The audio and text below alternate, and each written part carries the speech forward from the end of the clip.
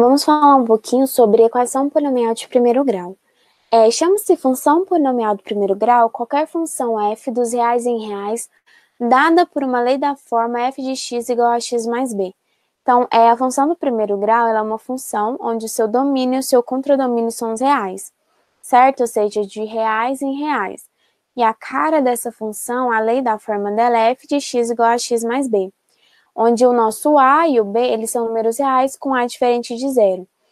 O número a ele é chamado de coeficiente de x. Então, o número a é o número que acompanha o x. E o b ele é chamado de termo constante, certo? Então, a função polinomial é uma função dos reais em reais. A lei da forma dela é f de x igual a x mais b.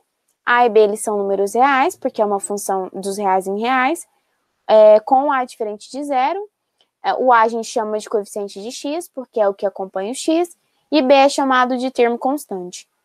O x e o f de x, eles são conhecidos respectivamente como variável independente e variável dependente. Se a gente analisar a função, a gente vai perceber que o f de x ele vai depender do x.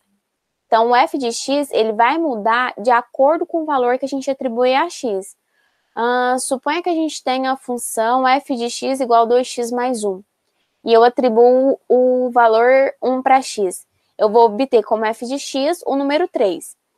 Se eu atribuo o 2 a x, eu vou obter como f de x o valor 5, porque 2 vezes 2 mais 1 é 5.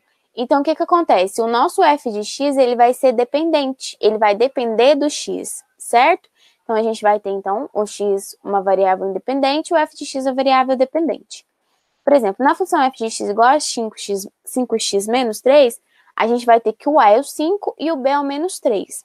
O a, como eu disse, é o valor que acompanha o x, então nesse caso é 5, e o b é o nosso outro termo, então vai ser o menos 3.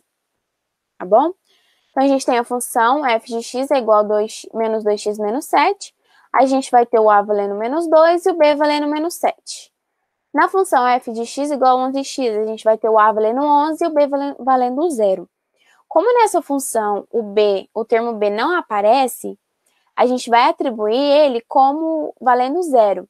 Então, por isso que na função f de x igual a 11x, a gente vai ter o a valendo 11 e vai ter o b valendo 0.